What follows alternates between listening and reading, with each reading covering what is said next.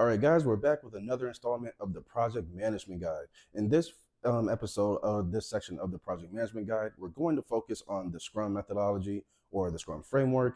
That seems to be pretty popular right now, or at least was. We may have an update on that, but that'll be a video for a different day. So let's go ahead and get into this one, and then we'll see what's in the future down the line. So quick recap, in previous videos, we covered both the waterfall and agile methodologies of project management, and then we started digging into the agile umbrella because it's a category within itself to take a look at some of the different frameworks that can be applied to. So Scrum is one of these frameworks that falls under the agile umbrella. Scrum consists of multiple 1 to 2, I've heard as long as 4-week long sprints, where you have a certain goal that is to be accomplished for that sprint. And once that sprint is over, you get in touch with the stakeholders of that company or of that project, and you update them on the progress status and its, the project status and its progress. And basically you'll determine, do you need to go back and do something again, or can we move forward to the next phase and pick a new task from the product backlog to keep working on the project until completion.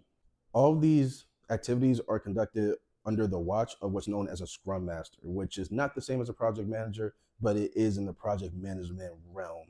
So a little more information on Scrum, as well as primarily the Scrum Master position itself. There's essentially a stereotype that Scrum Master is a low impact yet high paying job that falls under the project management umbrella, which you'll get good experience. You may not necessarily be able to enter that position right out the gate, but it doesn't necessarily take too long to get in. If you have 2 to 3 years of professional experience in general, but preferably tech-related experience, at least in my industry, then you'll be good to go there.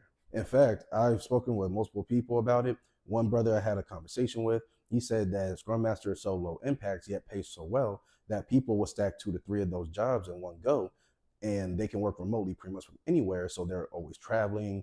You know, if they don't travel a whole lot, then they're at home, but they're still making a lot of money, shifting between different projects, between the different jobs.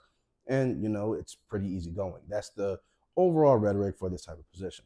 As a result, because this sounds so favorable, and who doesn't want a low impact, only have a few meetings the first hour or two of my day, and then after that, I don't necessarily have much to do.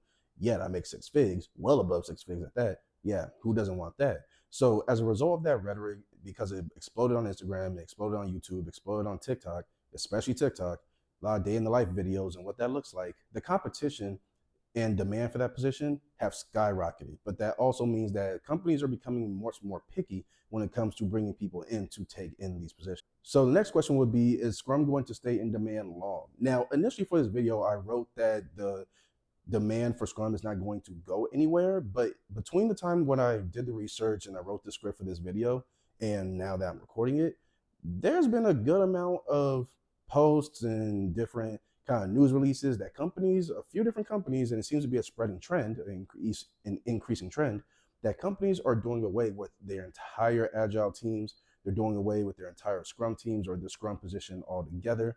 In fact, initially, according to Simply Learn and Premier Agile, the demand for Scrum Masters was forecasted to increase by 26% between now, we're in Q1 2024. Well, yeah, we're about to hit Q2, but in Q1 2024 and going into 2026, the demand would increase by 26%. So the job security thing and the demand for this type of position was also favorable for people who are interested. But now I'm seeing more and more posts of people saying Agile was never a good idea. Companies are doing away with their entire Agile teams and departments, letting people go or reassigning them.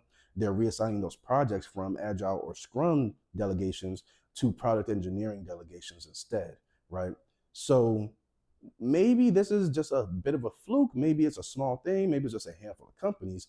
But the way it's looking, it looks like there's an increasing trend, not only from the companies, but for people who work in the tech umbrella, the people I pay attention to, who are saying that Agile needs to go away for good. There needs to be another solution when it comes to completing these projects, but Agile overall may not be the best idea, particularly Scrum. So we'll see if the forecast changes, but as of right now, when I did the research, it looks like Scrum is still in a safe spot. So we'll see where this goes from here. Now, let me say this, Scrum obviously is not unique to tech because project management, the overall concept is not unique to tech.